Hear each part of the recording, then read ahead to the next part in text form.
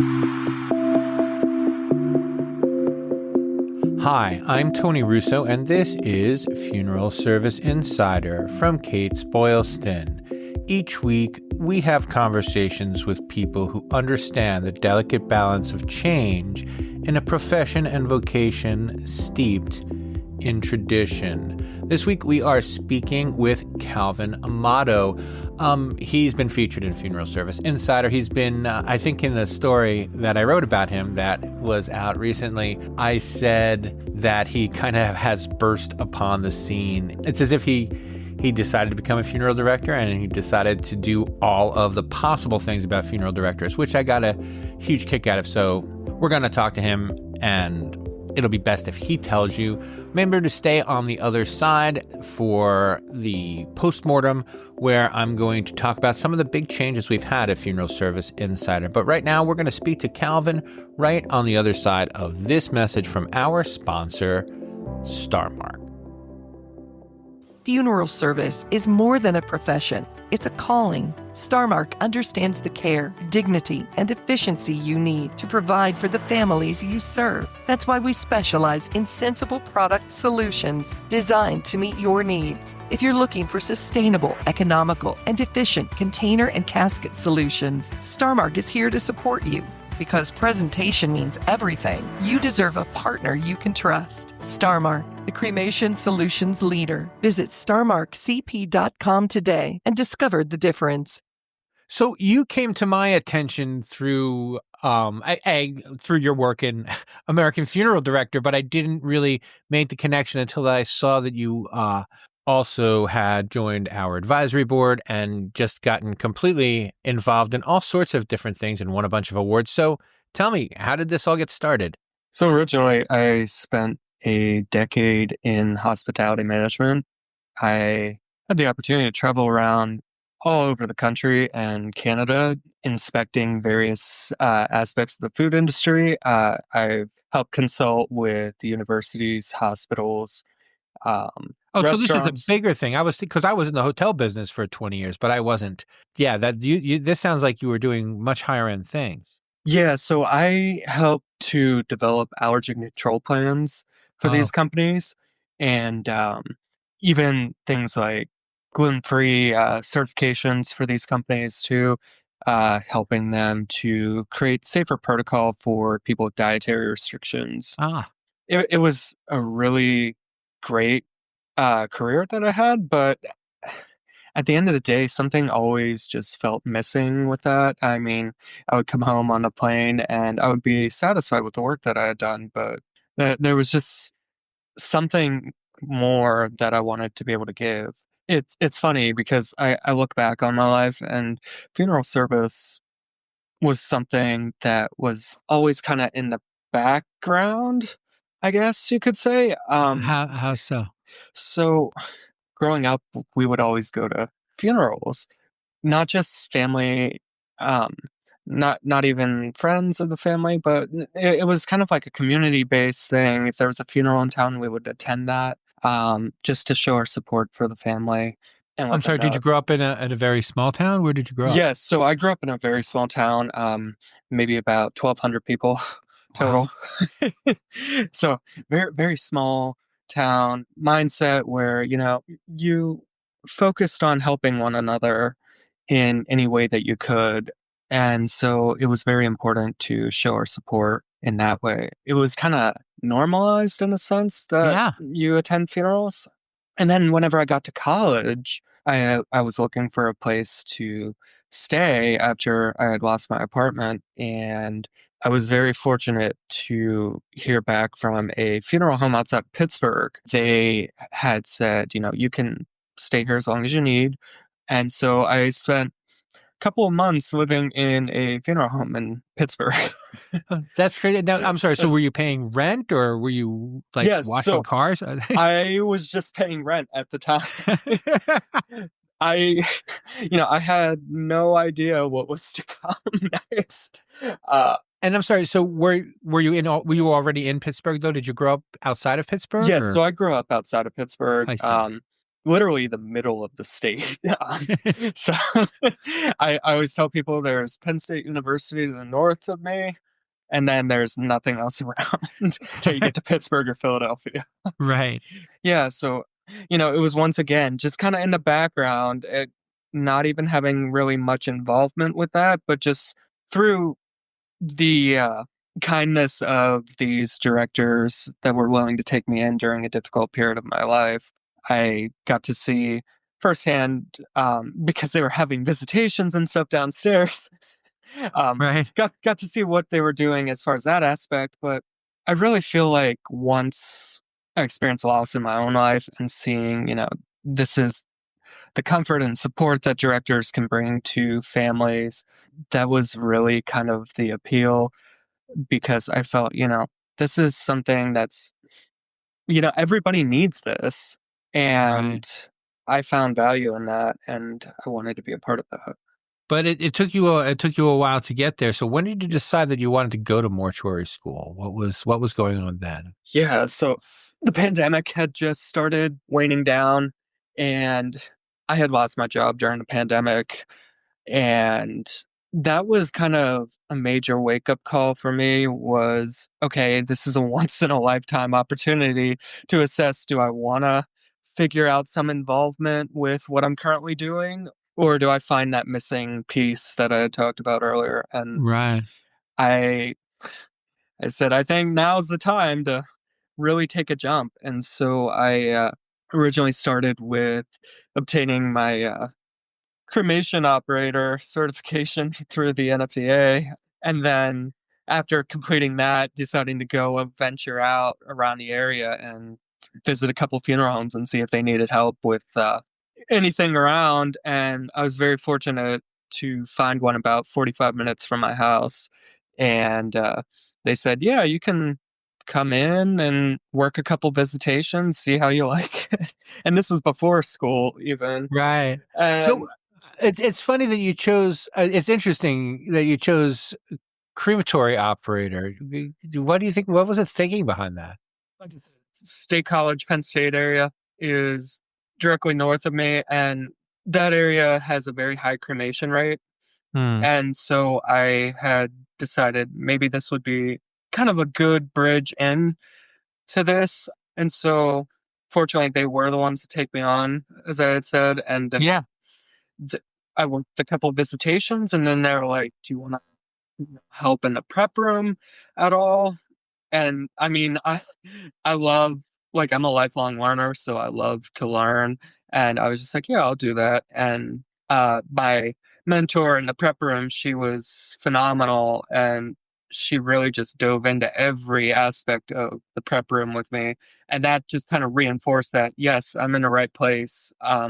And finally, I applied to school as soon as I finished up with my neuroscience program.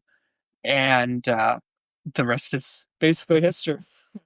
Do you want to shout her out? What was her name? Her name is Brandon. And then how did you? What was applying to school like? All of those things. Yeah, so it was a difficult decision, I guess, to figure out where I wanted to go at first. But my supervisor, he is on the board of trustees with the Pittsburgh Institute of Mortuary Science, and he spoke nothing but high praise for them. And so I figured this would be a great opportunity to get involved there. And how valuable was having worked in the industry before you went to school? I think it was a really great opportunity and almost an eye-opening experience in a way, because I mean, I have gone to school with quite a number of people who ended up leaving the school quite early because they said, this isn't what I expected it to be once it came to the practical experience. And for me, it's just like there were no surprises. Right.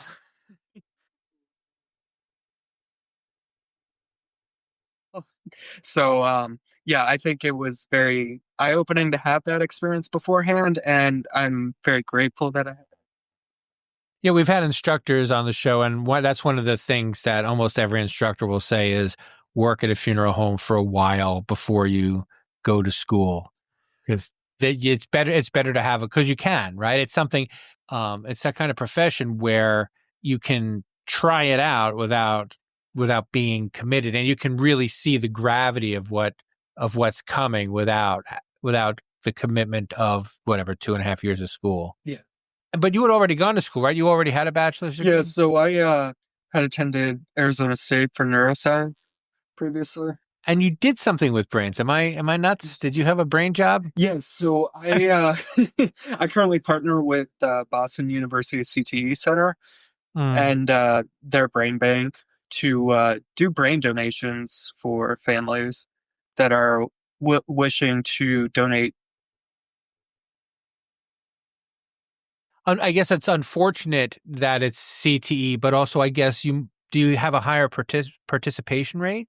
Yeah, so I mean, with the CTE, I mean, we're seeing that is more and more prevalent with athletes, people in the military, but I can do it for other areas too. So people that are wishing to donate their brain for Alzheimer's, Parkinson's even. But Boston University specifically, they focus more on the CTE aspect.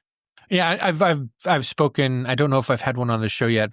People who solicit donations and how difficult it can be to get the other organs donated. But I guess if someone's dying of something, then having that research done is an easier commitment for them. Yeah.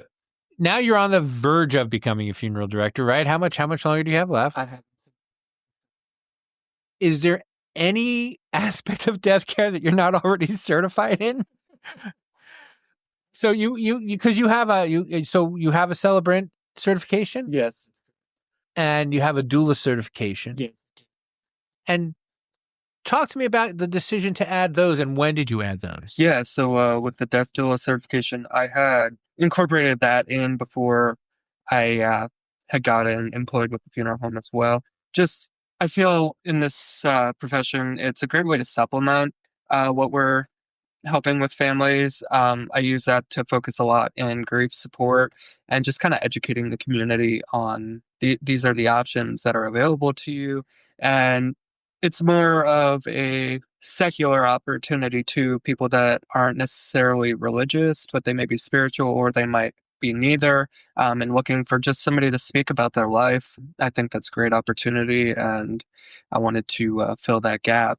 And so with the celebrant training, that was offered through PIMS, and I, as soon as they offered that, I was just like, yeah, why not? I mean, that can also be a great opportunity to offer more of that secular opportunity and provide that to families. And also, and I don't want to turn you into my poster boy, but I've been kind of hammering the table on both of those for this very reason. I think that, funeral directors have to be ready to expand forward and backward besides doing the pre-need stuff, which doesn't mean, that the pre-need stuff isn't critical.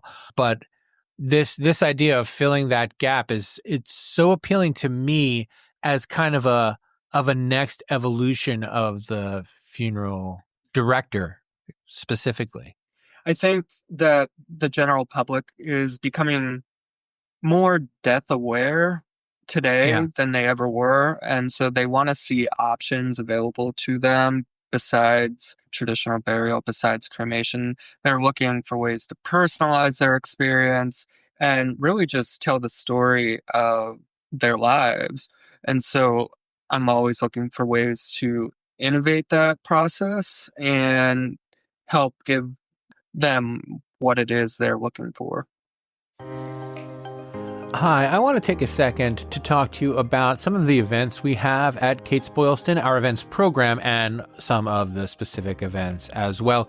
If you have never attended one of our live events, they are always very exciting, and there's lots of great connections made. There's lots of great talks given, and it's something that people, once they attend, tend to continue to attend when it's possible. We have them all over the country, and usually we have regional attendance, so people don't necessarily fly across the country. But if you can drive or if you can get in on a short flight, it is absolutely worth attending any of our in-person conferences. And if you have a computer, there's no good excuse to miss any of our virtual conferences. So we have a couple coming up in the next couple of weeks that I want to talk about, next couple of weeks, actually a couple of months, really. So in May, we have 2 virtual events, Pre-Need Planning Symposium and Cremation Innovations.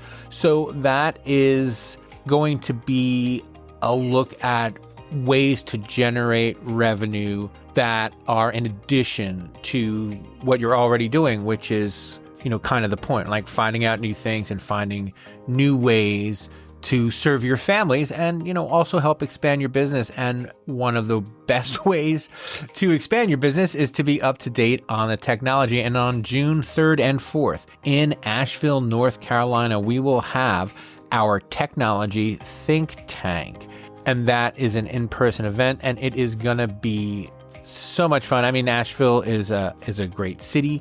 And the think tank, we have this every year, and every year we learn new things because people bring things they're going to be doing. I think I mentioned on a recent one when we had Greg Grabowski and Jennifer Wright Berryman both told us and our attendees, told the attendees at our events about programs that they didn't even have out yet, that they were working on to have coming out and to build anticipation for some of the solutions or learn new ways to make the best use of some of the solutions you already have at your disposal. So anyway, please visit us at events.Kates-Boylston.com. There is a link in the show notes, and you'll get all the information you need about all of our upcoming events. Many, if not most, have continuing education credits attached to them. So if that's a concern for you, it's also something that we have. But anyway, link in the show notes to that. And let's get back to this conversation with Calvin. We've already spoken a couple of times, and you're also working kind of full time as a funeral assistant, I guess. Yeah, so I work full time at Coke Funeral Home in State College as a funeral director in training, and then there's a couple other funeral homes in the area which I help work visitations as a funeral assistant and any other kind of miscellaneous. I see. And have you started doing arrangements yet, like sitting in on arrangements? Yeah, so I'll sit in on arrangements. I'm also certified through the NFDA as a pre-planning consultant too. So you've already been kind of working in and around the funeral industry before going to school. What was the most intimidating part about going through the classes? I think the most intimidating part for me is just the intricacies of everything. I'm a very detail-oriented person, but there's element to everything, the lighting, the color scheme on everything that we do. And so trying to navigate, this is how detailed I am versus this is how detailed, my instructors want things to be. This is how detailed my supervisor wants things to be. Everybody wants something slightly different, and trying to navigate that kind of middle ground that satisfies what everybody's right, because that's one of the recurring conversations is the disconnect between what funeral directors think students should know and what mortuary schools think students should know. But there's not very much discussion about what it's like to be living in both of those worlds while that conversation's going on. Yes, for sure. If you could tell yourself 6 months ago what to kind of be aware of, because I mean, one of the things that's increasingly happening, as we kind of mentioned before, is people are doing both. They are working their way through school at funeral homes. So they are kind of getting this kind of weird dual education anyway. So what do you think that you would have paid more or less attention to before you went to school, and why? I definitely would have. Why is that? It's, it's been such a worthwhile ride.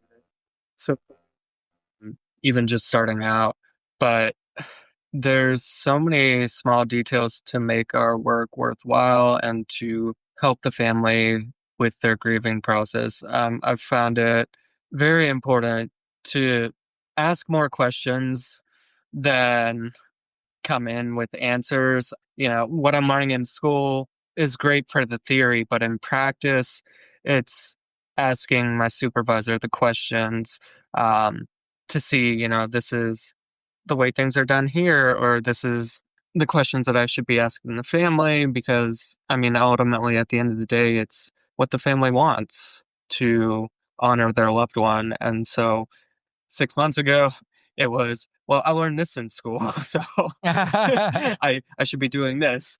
But there is an element of, asking the questions to the people I'm with every single day, whether it be That's what I was going to ask. So it's both when you're dealing with families and when you're kind of operating in the funeral home.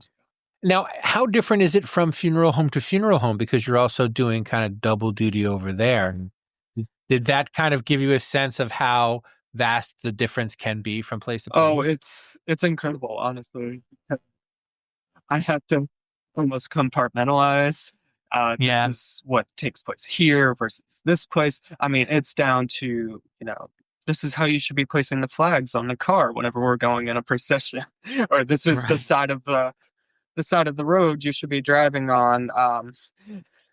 And it's crazy because, I mean, even when I work in full time, it's director to director as far as the details. And so it's a matter of just keeping that all straight because, I mean, everybody has their own unique perspective on everything. And so I mean, I figure out what works best for me, but what works best for me might not work best for them. And so, again, it goes back to asking those questions to figure out what's going to be best. I would expect, and please comment one way or the other, that it also must give you at least a little bit of confidence that after you've been a funeral director for a while, you'll have your own style that may go, that, obviously toes the line enough with the company, but you have a signature way of doing things. Yeah, and I think that has been one of the most comforting things about having multiple places that I help out at, having multiple mentors that have taught me they do things. It, at the end of the day, whenever I'm out in the field for a number of years, it's almost as though like I'm just this one big mosaic of everybody I've worked with. I take lessons from this person and on this particular thing, and I take lessons from this person on this particular thing, and I can combine them, or I can figure out my own way of doing things.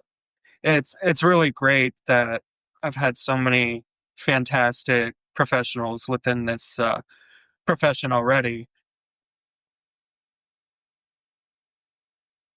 So you've not too long ago were won an award from the Funeral Service Foundation. How did you come to apply for it? What was it like to win it, and how has that changed things for you? Yeah, so I had the opportunity to go to National Convention in October in New Orleans, and I was able to go to the Funeral Service Foundation donor dinner, which kind of opened my eyes to, hey, these opportunities are out there for students who may need financial help or need help getting through school. And so I had applied for the scholarship upon returning home, and I was very fortunate enough to win.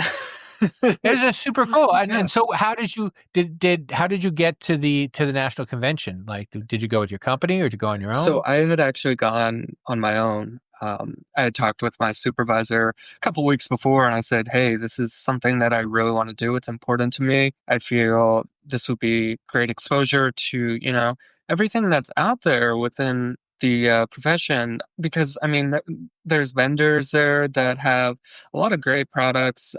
There's a lot of people from all different backgrounds too. I mean, you have people that are doing the natural organic reduction that are there. That's something that's not legal here in Pennsylvania, but it's fascinating to learn about. And there are a lot of great seminars with some really fantastic speakers that I got to attend. I had gone to the state convention earlier last year. And Pennsylvania has a pretty big state convention. Yeah, we have one of the largest in the country. Yeah. And my supervisor was just like, well, I don't want you to be overwhelmed. It's going to be huge. I had told him, like, I used to travel the country. This is this is no dropping out. That's your thing. But I was very fortunate enough to go and meet with many different people that I still keep in contact with, and was able to learn a lot from these seminars that I still carry with me into everyday practice now. Yeah, I agree that it's overwhelming. It's one of my running jokes is that, I never volunteer to go to that one. I like to I'll go to the small ones, but it's really like a, fire hose into a teacup for me. And so now going forward, you've been busy since you got back. So congratulations and thank you, I guess, or thank you and congratulations. But also you're on the Kates-Boylston advisory board. Can you tell me how that came to be? Because I was shocked, pleasantly surprised to see that you were joining. Yes, I follow Kates-Boylston very closely, and had written a couple articles for Kates-Boylston. And when I had learned that they were forming an advisory board, I thought this is really great and much needed in the profession overall. And I was reading through some of the names that were appointed to this board, and I had reached out to Sophia Galler about the potential of, this would be great if you could add student representation too, because I just feel like student representation is kind of overlooked right now in the profession. Mm. A lot of times there's all sorts of programs for newly licensed individuals or people that are more seasoned, but there's not too much with the student body. And so I have reached out and expressed that and was asked to join. That's great. And so how did you come to start writing for Kates-Boylston? Because that was the other surprise. I saw your name and I'm like, oh, look, there he is. I know that guy. Yeah, so I had been put in contact with Patty Barchuk, and I had said, I have some ideas that I'd love to run past you for contributions, and she thought they were good ideas, and I just them after one it became two, and then it became three. I feel there's so much that needs to be talked about within this profession, especially as we're seeing this period of time where, like I said, the public is becoming more death aware, and we're starting to adjust to that. And so I wanted to contribute. I think that's absolutely wonderful, and I always enjoy reading your column. Thank you. And I want to both thank you for being, such a go-getter, but like, where does this come from? You're working like really proactively in kind of living in 5 years. I think you feel like you're living 5 years into the future.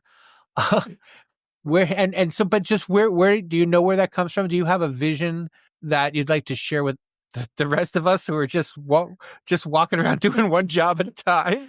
Yeah, I believe that if you want to be the best, you got to have that mindset where you want to be the best. You have to be the best. And so I'm always looking to self-educate. And like I said in the beginning, I'm a lifelong learner. I love to learn. And I feel like by helping myself to learn, I can help the team of people I work with to learn too, by sharing these ideas, sharing what I've learned with them. And we're better serving our families too by me educating myself, because I can share this knowledge with them in a way that's, comforting. And I love being able to contribute in that way. It's something that I don't really know where it stems from, because it's just kind of always been there, where I want to learn everything I can about something. But I always say I have a topic of the week. So even in my free time, like I'll spend a week and just like read everything I can about a particular subject till I feel pretty comfortable with it. That's fantastic. Well, good for you, seriously. And that's pretty much all I have for you, unless you have something else for me. Is there something I should have asked and I didn't, or something you thought you'd get the opportunity to say, but I didn't provide it? I think we covered just about everything. I really appreciate the opportunity to talk about this tonight, and just thank you so much. Funeral service is more than a profession. It's a calling. Starmark understands the care, dignity, and efficiency you need to provide for the families you serve. That's why we specialize in sensible product solutions designed to meet your needs. If you're looking for sustainable, economical, and efficient container and casket solutions, Starmark is here to support you.